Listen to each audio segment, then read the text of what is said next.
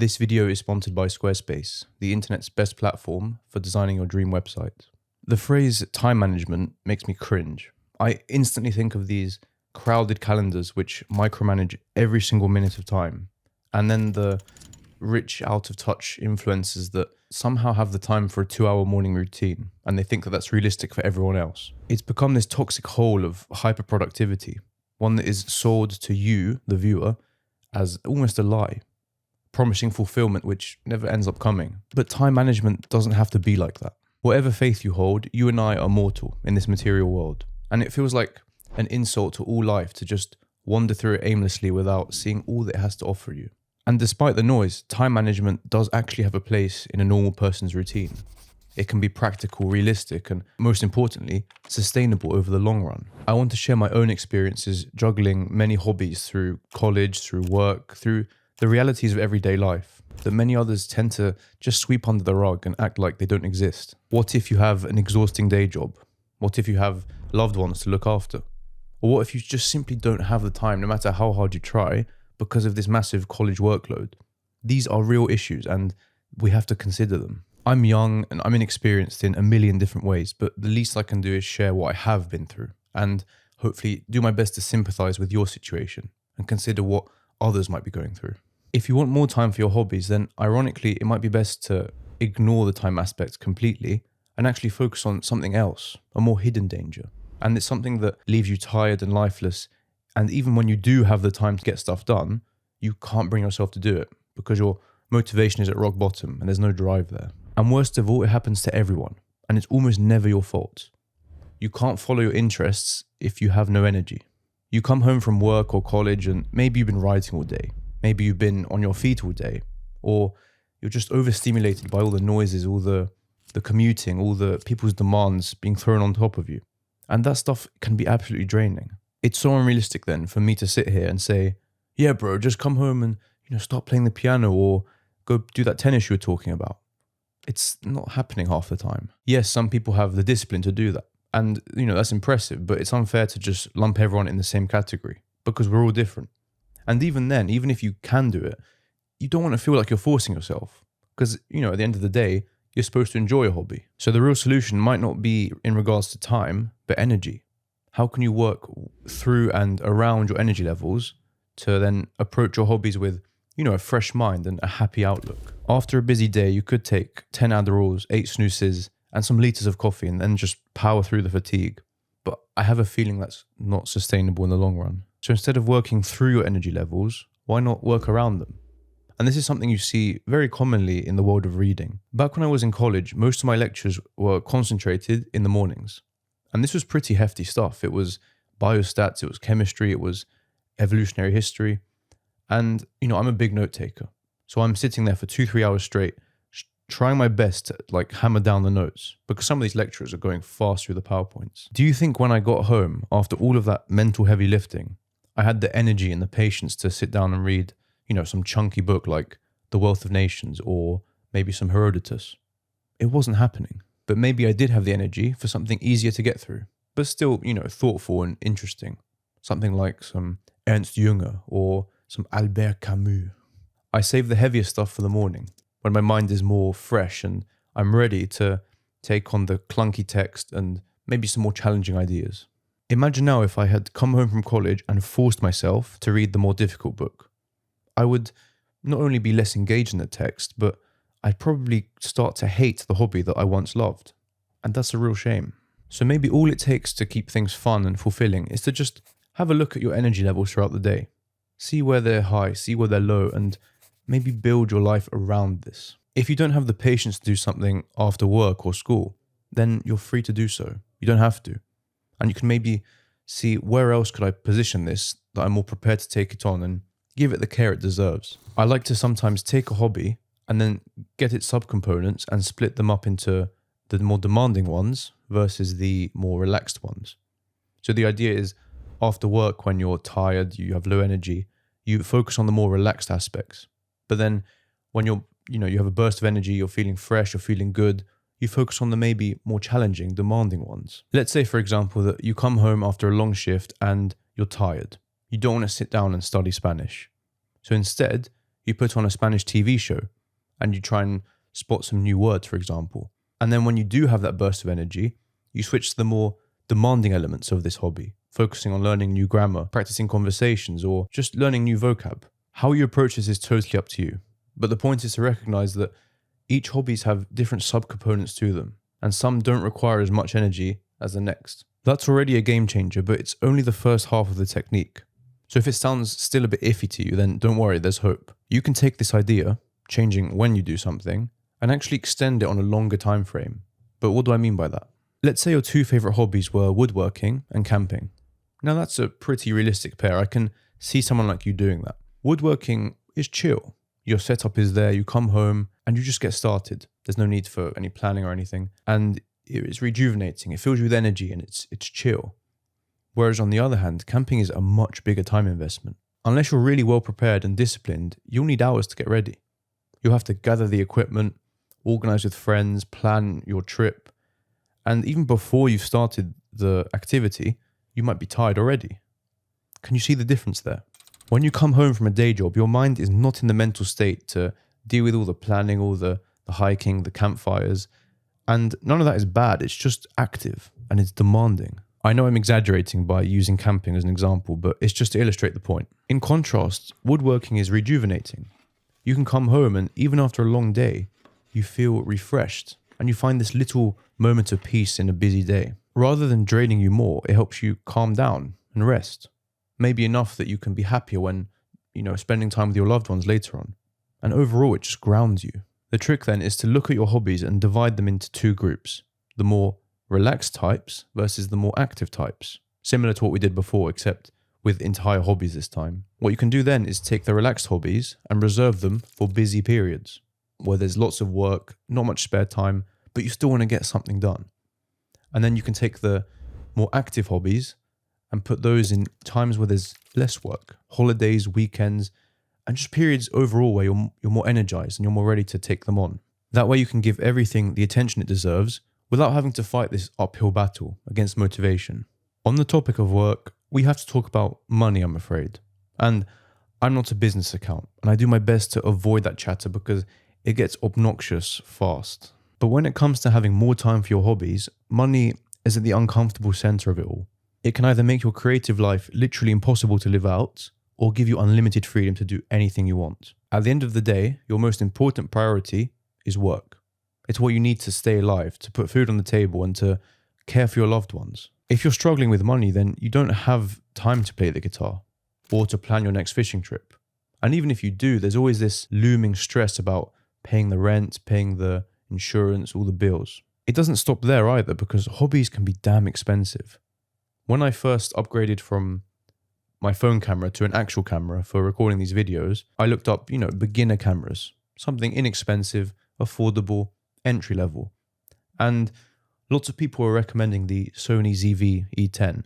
And when I checked the price, it was like 600-700 quid. And I was thinking, that's beginner. Like, what's next then? How am I going to afford what's coming next? And I know that's the case everywhere else. There's always expensive gear to buy, and it's going to be a burden on your wallet at the end of the day. This money has to come from somewhere, I'm afraid. And with it comes the freedom to pursue whatever you want. One thing you will need at some point on that road is a website, a place where you can do business with people and showcase your work. And that is where Squarespace comes in. It's got everything you need to make your business idea real, and not just this vague vision in your head. You can greet people with a beautiful homepage.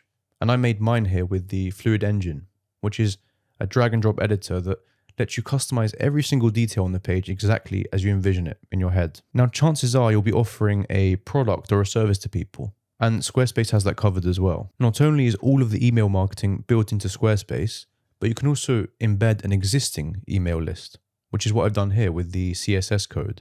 And for me, that was so convenient because it made the transition seamless. Right now, I use my website to host my writing and to show off new videos, but I'm excited to see what I can do with the built-in course tools to maybe create a more structured approach to learning. And of course, in any business, data matters.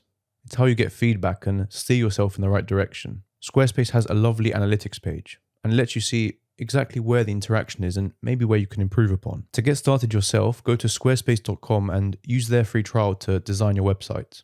And once you feel ready to launch it, you can go to squarespace.com/Odysseus and use code Odysseus to get 10% off of your first website or domain. So do check that out.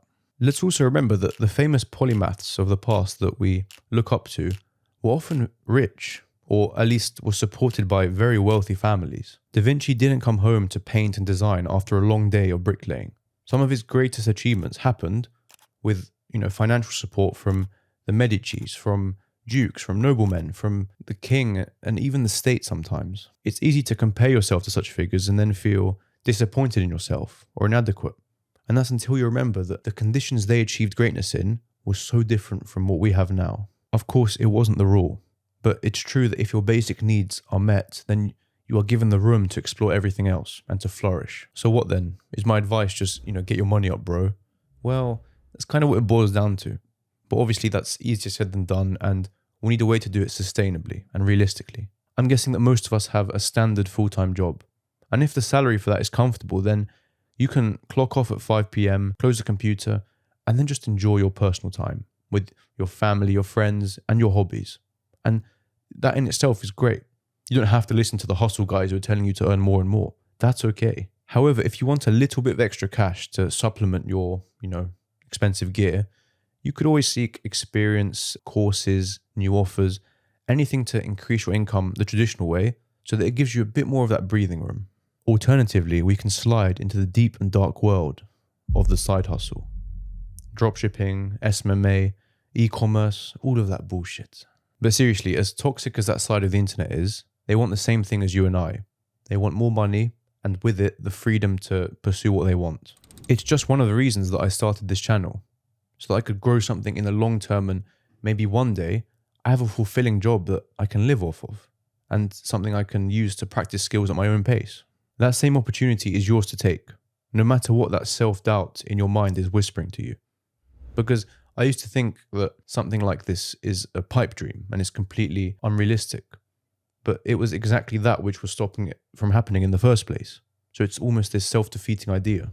A common approach people have to this whole side hustle thing is to work on a valuable skill in their spare time and then somehow sell it to someone as a product or a service. You could sell your time and experience as a personal trainer, or maybe you could sell your knowledge on philosophy through a course. Anything that people are willing to pay for. As you grow and nurture that in your spare time, the idea is that one day the income it pulls in will surpass the salary of your day job. And that gives you room to gradually make the shift over to doing it full time. And if you're a little bit more business minded, you can continue to grow it. And eventually it gives you all of the freedom you wished for in the first place. It's not easy. I mean, I don't agree with all the business bros that make it seem like a self-flagellation, but at the same time, it is a time sacrifice in itself, and it is demanding. So what I would recommend is choosing something that you can be passionate for. So that, yes, it takes time, but it's also kind of a hobby in itself to build and grow this thing that matters to you. Obviously, what I've said there is a drop in the ocean. So I'll do my best to link some videos and articles that have helped me really simplify that path and make progress in that regard. There's one final tip I should mention with energy. And in literally 20 minutes, you can take yourself from being dreary and tired to being more refreshed and ready to take on a hobby. Just take a break when you get home.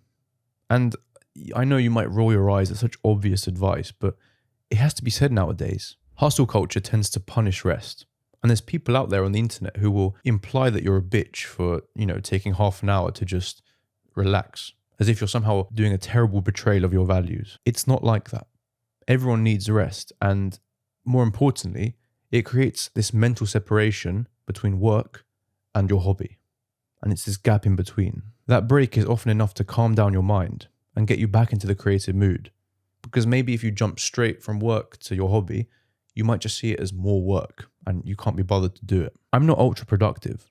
When I come home, I just sit on the floor for 20 minutes and do piss all. And it works. It gets me, back into my spirits. You could play some Skyrim, you could go for a walk, you could just do nothing.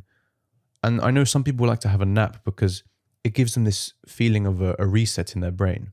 But just do remember to set an alarm, otherwise you'll wake up at like 3 a.m. in a cold sweat. That's bad. So if you struggle to get started after a long day, maybe see how you can have a better break, a better rest. But look, you're not alone in this world.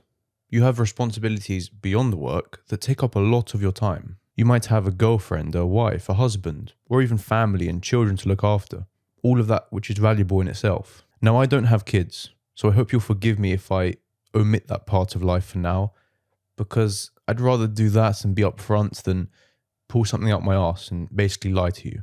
So that's that. But I do have a girlfriend, and there's been plenty of times where this balance of time has been tested, and it's even caused friction sometimes.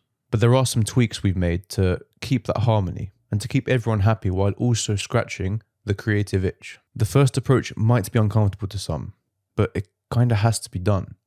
And don't worry when you hear this, because there is nuance, and that is coming later on.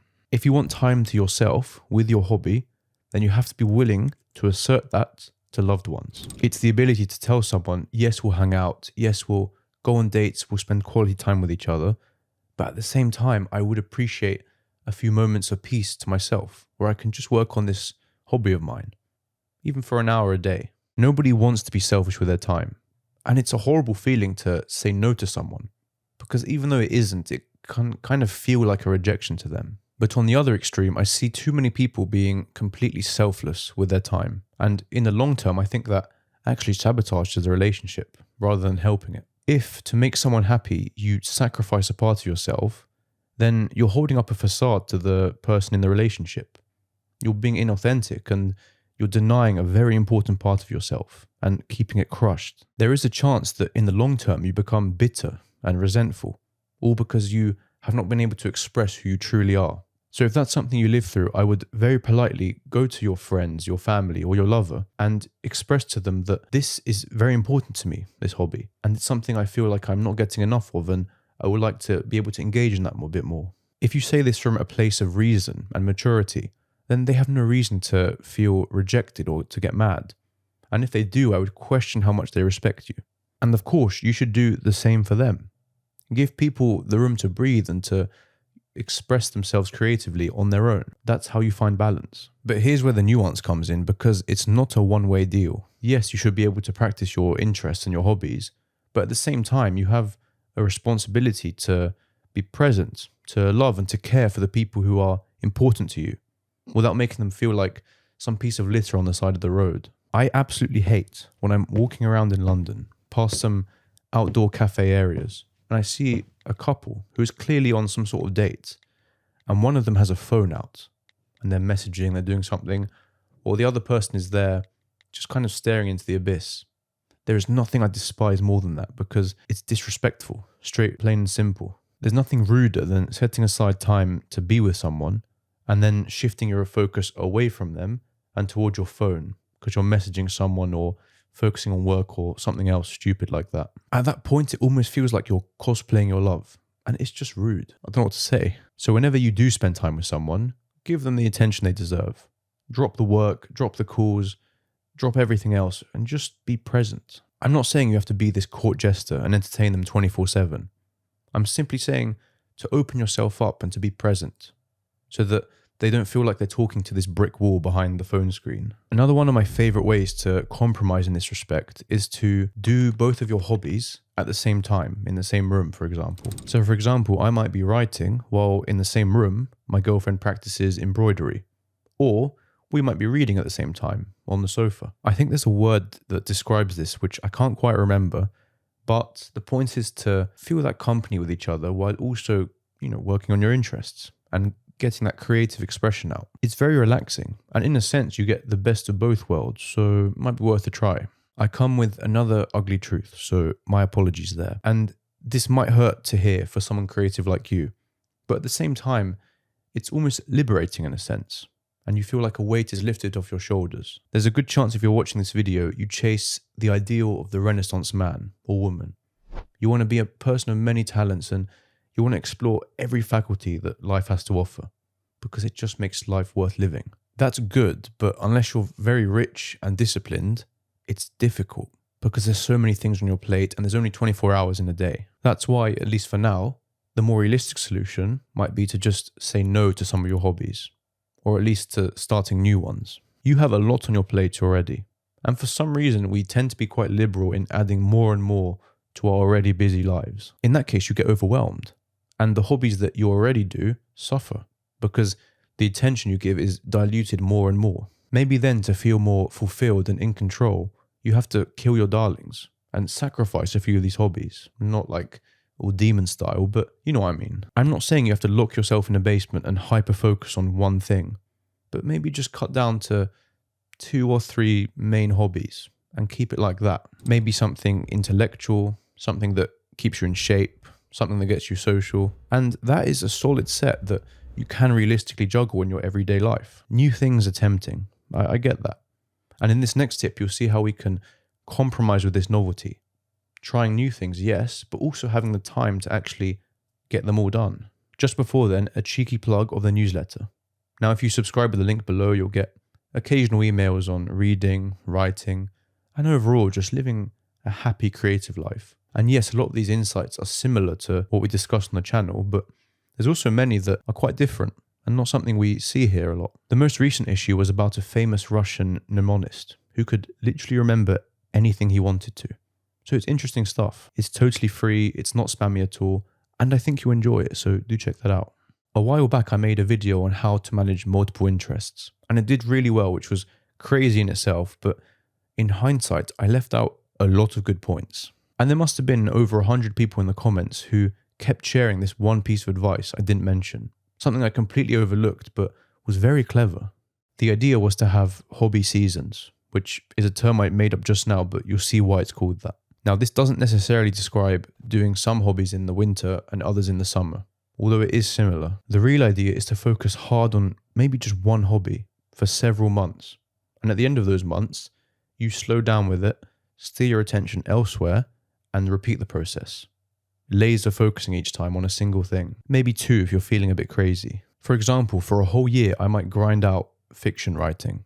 And maybe once my first novel is done, I leave that to the side and switch to filmmaking, for example. If you laser focus on the skill, you can improve way faster than you normally would because you're not diluting your attention. But the polymath side of you is still satisfied because inevitably you get to switch to a new hobby and explore all of what that has to offer.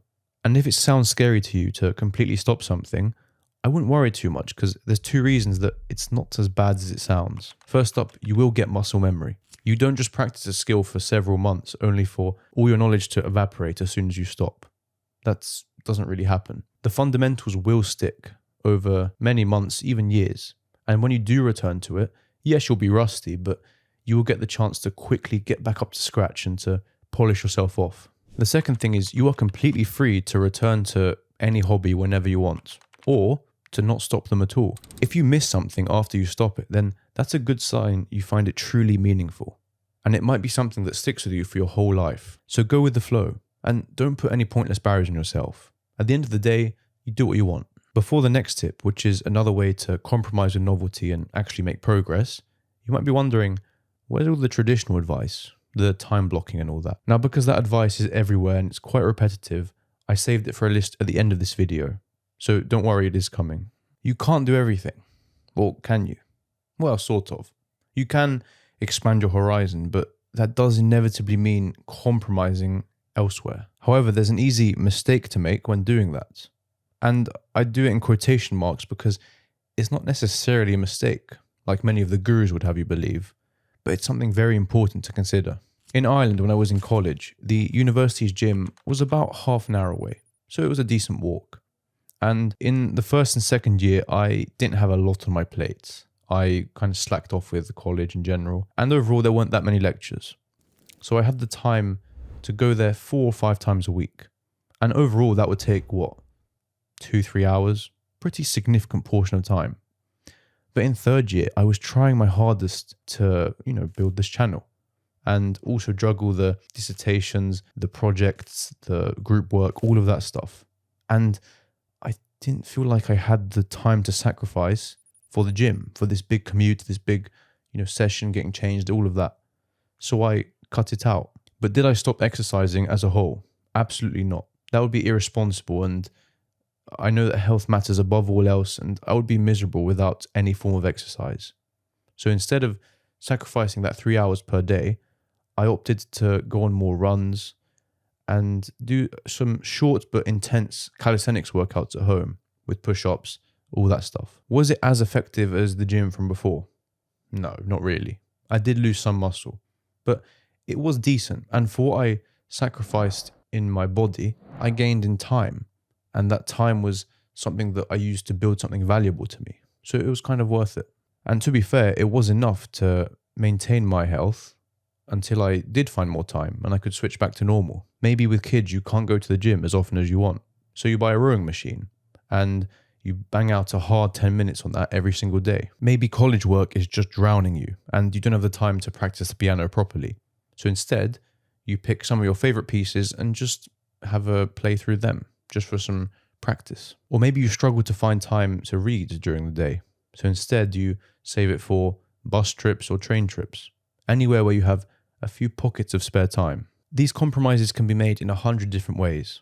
So it's good to think, well, if I'm in a busy period and I need to focus on something else now, like pronto, what could I maybe shorten but not eliminate so I still get the benefits from it? Up until now, we've been focusing on how to spend more time on our hobbies. And all of these techniques have talked about how we can increase the amount of time available to us, which makes sense, right? But what if we could actually reduce the time we spend per hobby, maybe by a half or even a quarter, all without losing any quality in that session? Now, it sounds weird, but hear me out. One thing you don't see being talked about enough here on YouTube is the quality of these practice sessions. Yes, the raw quantity is important, but 3 hours of haphazard practice is usually going to be worse than a half an hour of calculated and intentional effort. God, the amount of hours I have wasted on sloppy violin practice is just terrible. Even today, I still don't have it locked down. For the longest time, I've never had a teacher. So for the longest time, I picked it up and just did whatever for a half an hour, an hour. And I was going nowhere. I was swinging completely in the dark. I won't exaggerate and say that I wasn't getting better, because I was. It was just very slow and painful, to be honest. It was misguided. There was no direction. It was annoying. I also felt completely uninvolved in my sessions because there was no sense of direction. I didn't know what I was doing and I didn't feel like I was progressing anywhere. Nowadays, I divide my session into scales, technique, some repertoire, and maybe a new piece I'm learning. And simply because I've made a rough plan of my time, my practice sessions have had a much higher quality to them. It's clear, it's structured, it's forward-looking, and even with short sessions, I feel like I'm making way more progress than I was back in the day.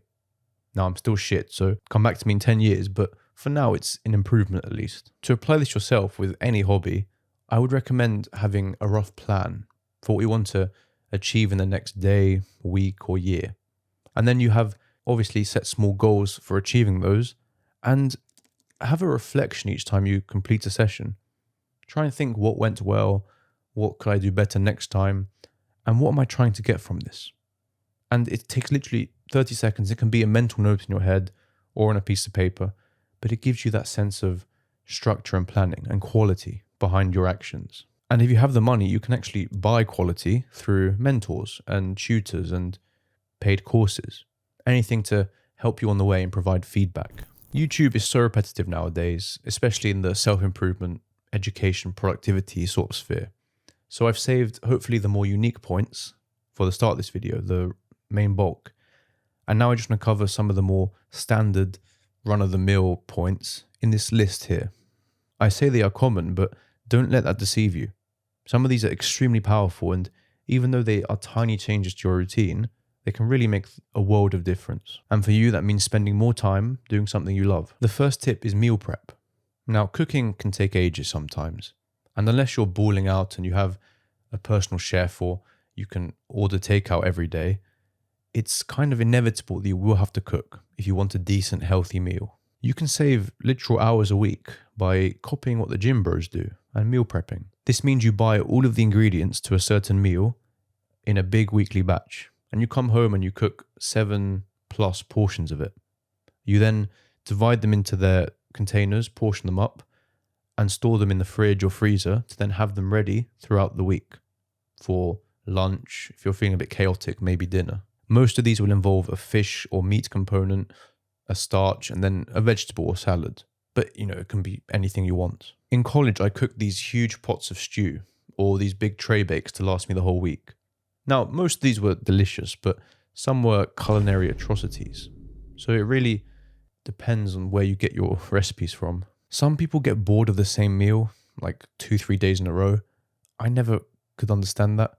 To me, if I'm hungry enough, I'll eat whatever, so maybe just wait an hour and then you'll devour it. There's a million meal prep recipes here on YouTube, so there's something for everyone.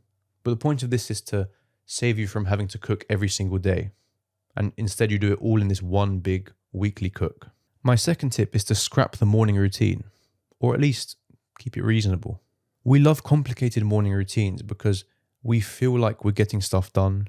We're technically, checking stuff off, but it's not really useful. And it's more of a distraction from the true work, or your hobbies in this case. If you keep your morning routine simple, then you can save yourself an extra half an hour or hour every single morning. And that adds up. Personally, I wake up, I have some water, a cappuccino, and then I might read for a bit or go for a run, a shower, and then, within half an hour or so, I'm ready to start the day. And I'm fresh and my mind is alert. And that's opposed to overcomplicating it with all this extra stuff. The cold plunges, the gratitude, the journaling. And I won't say these are bad, but maybe adding 10 of them in a row is not the best idea. This is not doctrine. It's not me telling you what to do. It's just something to consider maybe. Number 3 is to buy time. Now, I alluded to this in the earlier point of being financially comfortable before you start doing too many different hobbies. One way to apply that advice practically is to buy back your time. It's kind of frustrating when after a busy week you come home and you just can't wait to have a few spare hours to do your hobby and do whatever you want. But then you realize, there's chores, there's errands, there's this and that, and your piece is just ripped out from under you.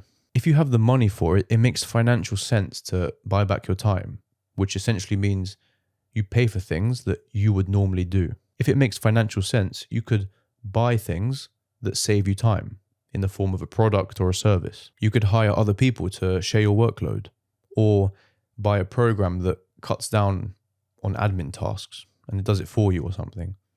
It's why the rich hire cleaners, and it's why the business people hire personal assistants to just help them save some time in their week. A lot of this is probably beyond your means. Like, I know I can't hire a cleaner or a personal assistant, but it's something good to keep in mind. It's an option. And it doesn't have to be expensive either. It could be as simple as a slow cooker to help you cook in the background, or a steamer instead of an iron to speed up that chore. There's many different ways to do it. And finally, we reach the most boring point. It's been said 1 billion times. Time blocking. Saying I'll do it later usually leads to disappointment. And I get you, it's not easy to stick to your word, and there's always new responsibilities that pop up and distract us from our plan. That's why if you deliberately block out a chunk of time during your day to do this hobby, there's a higher chance it will happen. I used to use Google Calendar very strictly, but nowadays I use it more as a rough guide, and it just helps me stay accountable to the most important things in my day. Another option is to simply plan when you'll do certain things at the start of each day on a piece of paper or something. And there is everything. I know I'm missing 100 good points here, so I'd really appreciate it if you share some of what you know in the comments. I'm sure others would find it helpful, and myself too. My email is open as well, so feel free to message me about anything. I do respond to everything, but it can take a while sometimes, so forgive me there. And above all, thanks for watching, and I hope you enjoyed.